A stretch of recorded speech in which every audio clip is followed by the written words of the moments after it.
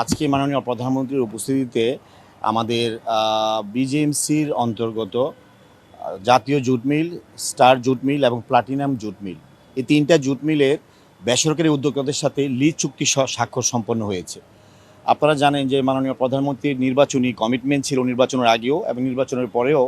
উনি শপথ নেওয়ার পরেই বলেছেন যে বন্ধ মিলগুলো চালু করার ব্যাপারে উদ্যোগ গ্রহণ করবেন। তার ধারাবাহিকতায় আজকে আমরা প্রাণ আরএফএল গ্রুপ এবং হ্যামকো গ্রুপ, এই দুইটি স্বনামধন্য শিল্প প্রতিষ্ঠানের সাথে আমরা তিনটি মিলের বেসরকারি উদ্যোক্তাদের সাথে এই একটা লিজ চুক্তি স্বাক্ষর করেছি। সেই অনুষ্ঠানে মাননীয় প্রধানমন্ত্রী উপস্থিত ছিলেন, মাননীয় মন্ত্রী আমাদের বস্ত্রপাট এবং বাণিজ্য শিল্পমন্ত্রী উপস্থিত ছিলেন, আমাদের সচিব মহোদয় ছিলেন, বিজেএমসি চেয়ারম্যান ছিলেন, প্রাণ আরএফএল গ্রুপের চেয়ারম্যান ছিলেন, হ্যামকো গ্রুপের এমডি ছিলেন। এই তিনটা মিলের চুক্তি স্বাক্ষর সম্পন্ন হয়েছে।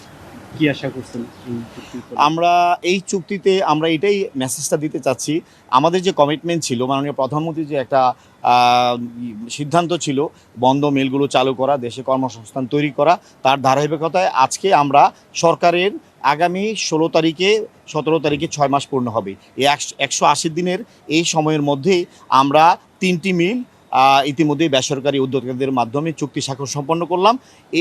এর মাধ্যমে আমরা প্রায় 1000 কোটি টাকার উপরে বিনিয়োগ হবে।